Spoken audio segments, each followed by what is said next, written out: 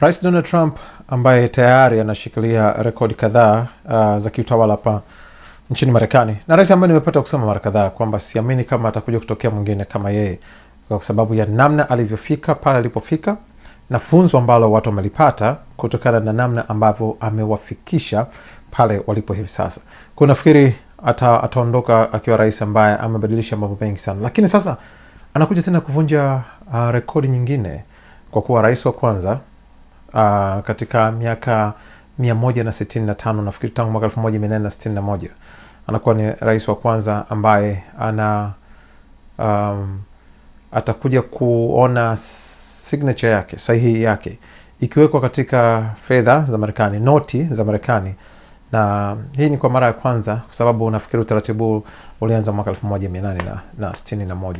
Na utaratibu ni kwamba mhasibu mkuu wa serikali ndiye ambaye sahihi yake huwa pale.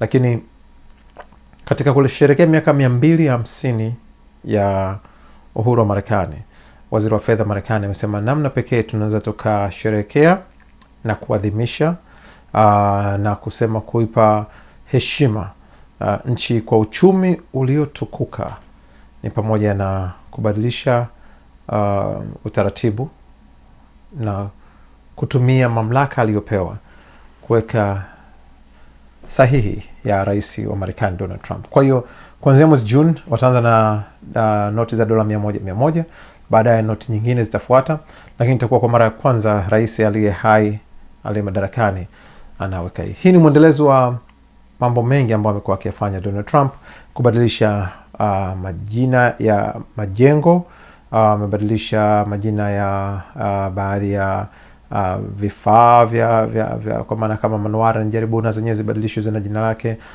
Alijaribu kwa wakati fulani kuhakikisha kwamba jina lake, picha yake pia inakuwepo katika sarafu, lakini sheria inasema kwamba na hata katika noti picha yake haitokuwepo kwa sababu sheria inasema lazima picha ya mtu ambaye alikwisha kufariki ndio iwe katika noti.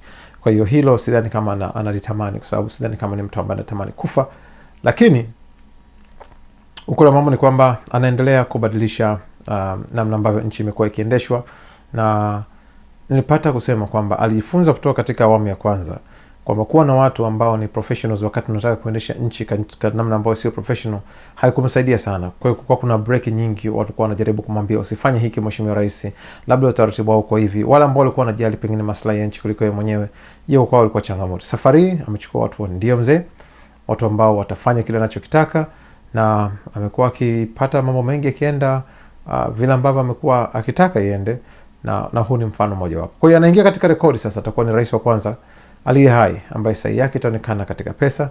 Itachukua majuma kadhaa, lakini na hakika kwamba itakapotoka tu dola ya kwanza, bado hatujaonyeshwa ile mock bill itakuwaje, lakini ikitoka tu nikinyaka tutakuja hapa kuweza kuonyeshana. Lakini itakuwa kwa mara ya kwanza rais aliye madarakani sahihi yake imetumika katika noti. Mara zote huwa ni mhazini mkuu ama mhasibu mkuu wa serikali ambaye anaripoti kwa waziri wa fedha ama wizara ya fedha, ambao pia anashughulika na masuala mbalimbali ikiwemo uchapishaji wa hizo fedha. Lakini sheria zinampa waziri wa fedha mamlaka ya kufanya baadhi ya mabadiliko, na hili likiwemo, ila tu haiwezi kumruhusu mtu ambaye akingali hai picha yake kuweza kuonekana. Na ndio maana ilishindikana kwa Rais Donald Trump kuingia katika sarafu za dola 1, itakazi sarafu za dola 1 zenye taswira yake, lakini sheria inasema no, uso aliye hai hawezi kutumika. Kwa hiyo ni rekodi nyingine ambayo inakwenda kuvunjwa. Tunaona tugusia hilo, masuala ya Israel na Marekani dhidi ya Iran, tutazungumzia wakati mwingine. Usisahau kusubscribe, like, comment, follow. Chochote ambacho kinaruhusu katika mtandao ambao unatupata, fanya hivyo, kwa sababu tuna mazungumzo yanaweza kuendelea hata baada ya hili kukamilika.